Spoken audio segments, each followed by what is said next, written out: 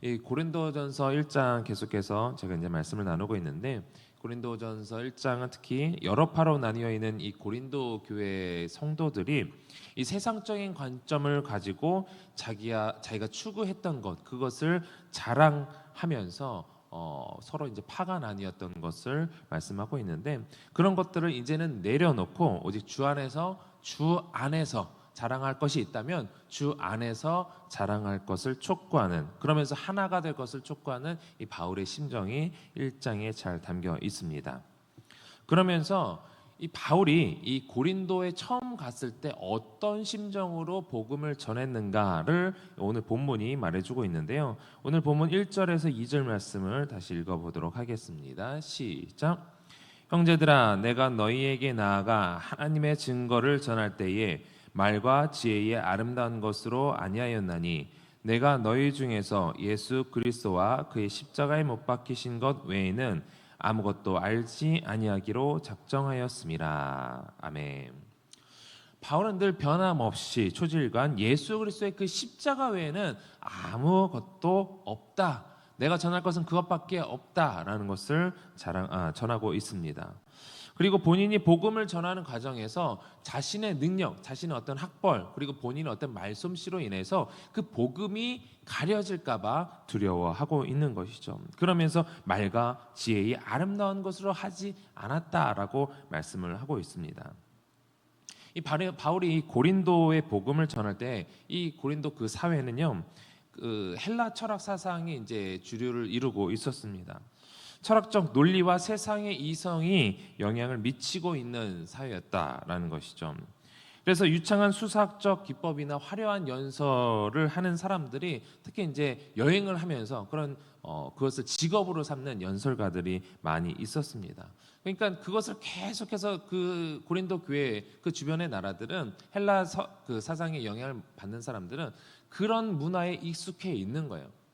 사람들이 계속해서 이 말 저 말 하면서 여러 이제 세상적인 지식도 얘기하고 철학적인 사상도 전하고, 그러니까 사람들의 귀가 높아졌을까요? 낮아졌을까요? 엄청 수준이 높아졌습니다. 웬만큼 지식이 많고 연설에 능한 사람이 아니라고 한다면은 그냥 또 그냥 여러 사람들 중에 한 명이겠거니 하면서 사람들은 관심도 갖지 않았을 겁니다. 그 사실을 이 바울은 잘 알고 있죠. 그런데 이제 바울은 이 고린도에서 복음을 전하게 되었을 때 3절을 보면 두려움이 있었다라고 고백을 하는데, 우리 3절 같이 읽어봅니다. 내가 너희 가운데 거할 때에 약하고 두려워하고 심히 떨었노라. 아멘. 약하고, 우리가 바울이 약했다라는 사실은 잘 알고 있죠. 그런데 이제 여기서 이제 두려워하고 심히 떨었다. 과연 왜 두려워하고 떨었을까요? 사실 여기에서의 갖는 이 두려움을 이해하려면 이 바울이 사도행전 17장을 보면은 바울이 고린도에 가기 전에, 고린도에 이제 복음을 전하러 가기 전에 어디 있었는가를 보면은 우리가 알 수가 있는데, 17장을 보면은 바울과 실라가 이 전도 여행을 다니다가 아덴에서 누군가를 기다리면 이제 잠깐 머물게 되는 상황이 나옵니다. 그런데 바울은 그 아테네죠, 아덴이. 예. 근데 그 아테네에 우상이 가득한 것을 보고 바울이 격분을 합니다. 격분을 하면서 유대인들뿐만 아니라 그곳에 있는 여러 철학자들과 함께 이 쟁론을 하는 장면이 이 17장 17절 18절 그 전후로 나오게 되는데, 17장 17절 18절만 읽어보도록 하겠습니다. 시작. 회당에서는 유대인과 경건한 사람들과 또 장터에서는 날마다 만나는 사람들과 변론하니 어떤 에피쿠로스와 스토아 철학자들도 바울과 쟁론할세 어떤 사람은 이르되 이 말쟁이가 무슨 말을 하고자 하느냐 하고, 어떤 사람은 이르되 이방 신들을 전하는 사람인가 보다 하니 이는 바울이 예수와 부활을 전하기 때문이러라. 아멘. 바울은요, 이 아테네에서 여러 유대인들뿐만 아니라 여러 철학자들과 쟁론을 했다라고 합니다.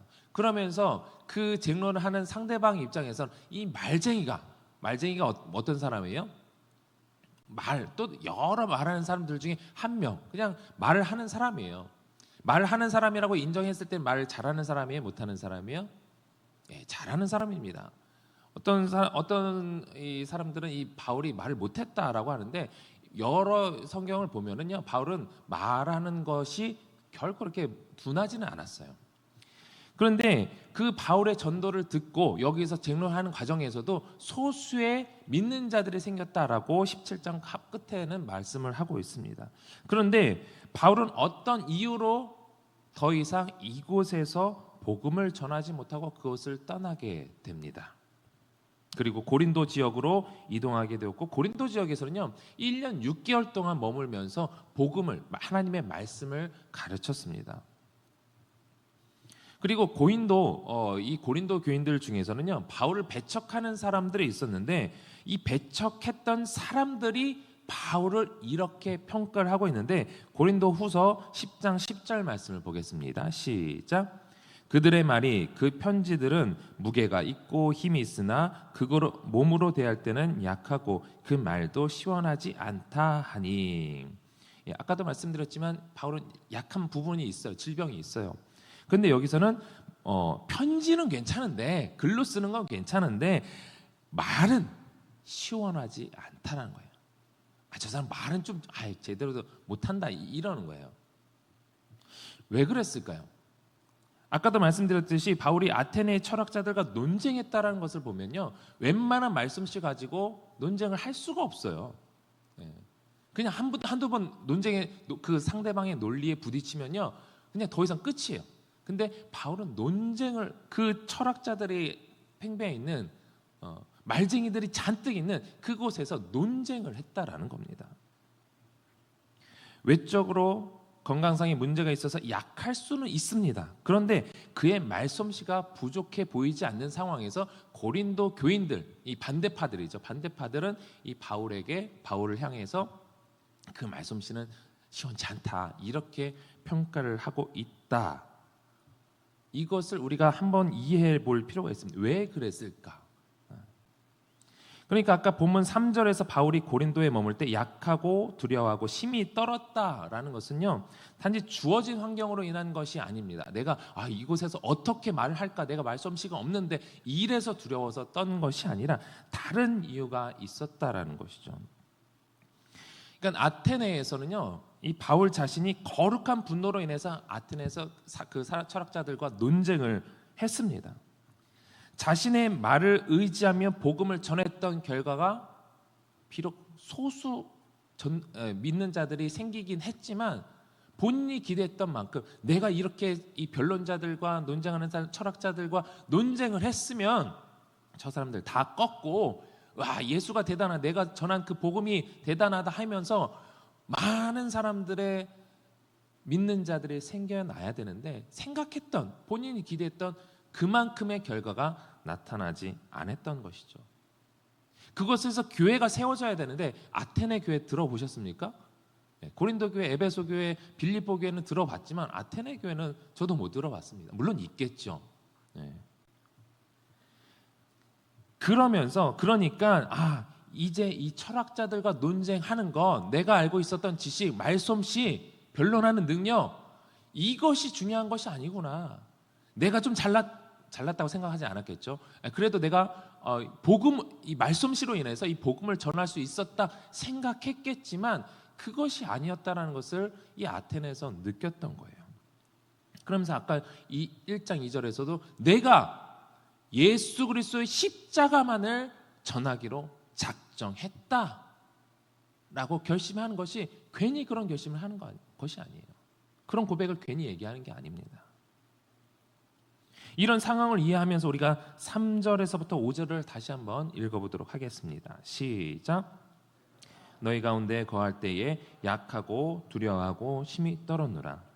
내 말과 내 전도함이 설득력 있는 지혜의 말로 하지 아니하고 다만 성령의 나타남과 능력으로 하여 너희 믿음이 사람의 지혜에 있지 아니하고 다만 하나님의 능력에 있게 하려 하였노라. 아멘. 다시 한번 말씀드리지만 바울은요, 아테네의 그 경험으로 인해서 자신의 말과 설득력 있는 지혜의 말로 교회가 세워진 것이 아니다, 그것을 깨달았기 때문에 고린도 교회에서는요, 자신의 강함이 드러날까 조심스러웠던 거예요. 내가 이 말을 하게 되면 이 말로 인해서 저 사람들이 바울은 말 잘하네, 이런 생각을 하게 될까봐 아마 오히려 평소에 하던 말보다 좀 이게 어버버하지 않았을까. 그러니까 반대파들이 저 말도 못하는, 말이 시원치 않은, 이렇게 평가하지 않았을까 생각이 듭니다. 그러면서 한마디 한마디 할 때마다 이 바울은 전적으로 성령님의 역사하심을 기대했던 것이죠. 그러니까 바울은 유창한 말로 인해서 이 사람이 변화될 것을 기대했던 것이 아니라 복음을 전할 때마다 그 사람들의 믿음이 사람의 지혜가 아니라 하나님의 능력에 있다라는 것을 알게 된 것입니다. 그것을 또 기도하면서 전했던 것입니다. 그렇기 때문에 바울은 고린도 교인들에게도 이 사실을 전하는 거죠. 너희들이 의지하던 것, 너희들이 자랑하던 것, 그것이 중요한 것이 아니라, 그것들을 가지고 너희들이 싸우고 나뉠 것이 아니라 그럴 필요가 없다는 거예요. 자랑하려면, 너희들이 자랑할 것이 있다면 주 안에서 자랑하라.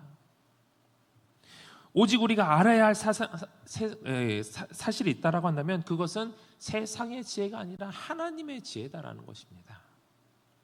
그러면서 6절에서 7절 이렇게 말씀하고 있습니다. 시작. 그러나 우리가 온전한 자들 중에서는 지혜를 말하노니 이는 이 세상의 지혜가 아니요 또 이 세상에서 없어질 통치자들의 지혜도 아니요 오직 은밀한 가운데 있는 하나님의 지혜를 말하는 것으로서 곧 감추어졌던 것인데 하나님이 우리의 영광을 위하여 만세전에 미리 정하신 것이라. 아멘. 하나님의 지혜는요, 만세전부터, 태초부터 계획하신 하나님의 계획이에요. 인간의 구원에 대한 계획입니다. 인류 역사 어느 순간에 갑자기 얘네들을 좀 구원할 필요가 있겠네 해서 그렇게 구원 계획이 이루어진 것이 아니라, 예수님의 십자가에 달려 돌아가게 하신 것이 아니라 만세전에, 태초부터 하나님께서는 우리 인류를 구원하고자 계획을 하셨다는 것입니다. 다만 인간이 그것을 깨닫지 못했던 것이죠. 하나님께서는 그 구약 시대부터 그것을, 하나님의 뜻을 우리 하나님께서 택하신 백성들에게 그것을 계시하면서 보여주셨지만 인간들은 그것을 제대로 깨닫지 못했다라는 겁니다. 본문 8절 9절 읽어보겠습니다. 시작. 이 지혜는 이 세대의 통치자들이 한 사람도 알지 못한다니 만일 알았더라면 영광의 주를 십자가에 못 박지 아니하였으리라. 기록된 바 하나님이 자기를 사랑하는 자들을 위하여 예비하신 모든 것은 눈으로 보지 못하고 귀로 듣지 못하고 사람의 마음으로 생각하지도 못하였다함과 같으니라. 아멘. 하나님의 계획은요, 하나님의 계획은 사람들이 이해할 수 있는 것이 아니었습니다. 유대인들, 하나님께서 택하셔서 유대인들을 통해서 온 인류를 구원하시고자 하는 그 뜻을 보이셨지만 유대인들은 그냥 자신들을 구원할 정치적인 메시아만 기대하고 성경을 그렇게 해석을 했습니다. 그 메시아가 십자가에 달려셔서 구원을 이룬다, 구원을 성취한다, 그들은 도저히 이해할 수 없는 사상이었어요. 그렇기 때문에 예수님을 십자가에 못 박았던 것입니다. 세상적인 지혜와 지식으로는 도저히 접근하기 어려운 사실이었습니다. 그렇기 때문에 오로지 이 십자가를 이해하는 것은요, 오로지 성령을 통해서만 이루어지는 줄 믿으시기 바랍니다. 성령을 통해서만 또 복음이 전해져야만 합니다. 여러분들이 예수님을 믿을 때는 어떻게 예수님을 믿게 되셨나요? 물론 어려서부터, 태어나서부터 교회를 나오게 되신 분들은 자연스럽게 복음을 듣고 성경에 대해서 듣고 자연스럽게 예수님을 믿게 된 사람도 있습니다. 그런데 갑자기 이제 본인이 마음대로 세상적인 삶을 살다가 예수님을 믿게 되신 분들은요, 성경을 다 읽어서 다 이해해서 예수님을 믿게 되신 분들은 있을 수 있겠죠. 극히 드물어요. 극히. 오히려 여러분들보다 성경을 더 많이 아는 사람들이 여전히 예수님을 믿지 않는 분들도 있습니다. 우리 역시 우리의 이성과 생각으로 복음을 받아들였다면 예수님을 믿는다는 것이 결코 쉽지 않았을 겁니다. 교회에서 전도를 해야 한다라고 한다면 이런 핑계를 대죠. 왜 전도해야 돼요? 아니, 저는 바빠요 하면서 개인적인 이유를 대기도 하지만 저는 말을 잘 못합니다. 저는 사람 낯을 가려요. 사람들이 거절할까 두려워요. 저는 훈련을 받지 않았어요. 아마 여러 이유로 전도하기를 꺼려하는, 두려워하는 사람들이 있을 수 있습니다. 그런데 그 이유는 어떤 이유입니까? 내가 복음을 전할 능숙함이 없다는 거죠. 나에게 능력이 없다는 것을 얘기합니다. 우리가 이 성숙한 신앙을 갖기 위해서 복음을 머리로 이해할 필요가 있고, 또 우리가 잘 알아야만 그것을 가지고 내가 전할 수 있다 생각하기도 합니다. 그러나 복음은 복잡하기도 하지만 단순해요. 예수님께서 십자가에 달려 돌아가셨고 그 십자가 사건으로 인해서 우리가 죄 대속함을 받았다. 사실 이제 사형리라든지 소책자 보게 되면 그 복음은 정말 그거 하나만 이해를 하게 되면, 제대로 이해하게 되면 복음을 안다라고 말할 수 있어요. 그리고 그 복음, 소책자로 인해서 복음을 깨닫고 예수님을 믿게 되신 분들도 사실 많이 있습니다. 중요한 것은요, 우리가 그 복음을 가지고 나가야 한다라는 거예요. 성경을 다 알아야만 우리가 예수님을 믿게 되는 것이 아니라, 어떤 사람은요, 별 이유 없이 우리 교회 나갑시다. 그런데 나오는 사람이 있어요. 나와서 예수님 믿게 되는 분들이 있어요. 어떤 사람은요, 제가 아는 분은 뒤에서 갑자기 당신은 죄인입니다. 당신은 죄인입니다. 한마디, 내가 왜 죄인이야? 하면서 갑자기 여러 가지 의문이 품어지면서 결국엔 그 사람을 통해 그 사형리를 통해서 복음을 듣고 예수님을 믿게 됐던 분들도 있어요. 어떤 한마디로 인해서, 그리고 어떤 한마디가 아님에도 불구하고 예수님을 믿게 되는 일들이 나타난다는 것입니다. 그러나 중요한 것은 누군가는 그에게 전해야 한다는 것이죠. 전도의 그 미련한 것이, 복음 자체에 우리가 볼 땐 그 미련해 보이는 그것이 그 사람에게 영향력을 미친다라는 것입니다. 전도 나가시는 분들은요, 그냥 몸만 나가는 게 아닙니다. 그냥 전도 물품만 갖고 나가는 게 아니에요.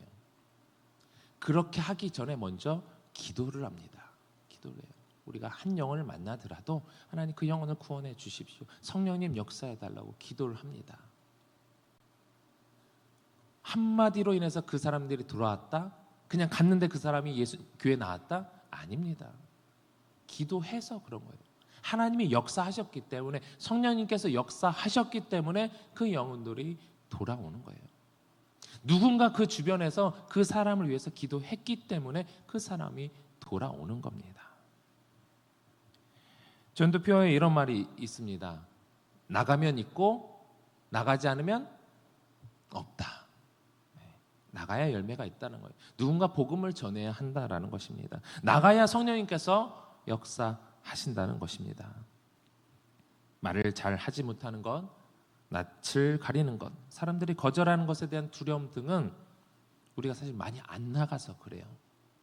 그리고 중요한 것은 그렇게 하고자 할 때에 하나님의 능력이 아니라 나의 능력은, 내가 가지고 있는 실력은 나를 의지해서 그런 것이죠. 내 말과 지혜를 의지하는 것입니다.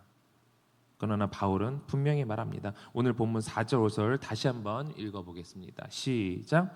내 말과 내 전도함이 설득력 있는 지혜의 말로 하지 아니하고 다만 성령의 나타남과 능력으로 하여 너희 믿음이 사람의 지혜에 있지 아니하고 다만 하나님의 능력에 있게 하려 하였노라. 아멘. 여러분들이 가지고 있는 그 믿음, 하나님의 능력으로 인하여서 여러분들의 믿음이 생겨난 것입니다. 그것을 우리가 생각한다면 우리가 오늘 또 복음을 전해야 할 때에 누구의 능력을 의지하느냐, 내 말이냐, 내 실력이냐, 내 어떤 지혜냐, 그것이 아니라 하나님의 능력에 있음을 믿음으로 또 오늘 하루 복음에 충실한 하나님께서 기뻐하시는 거룩한 성도들 되시기를 주님의 이름으로 축원합니다.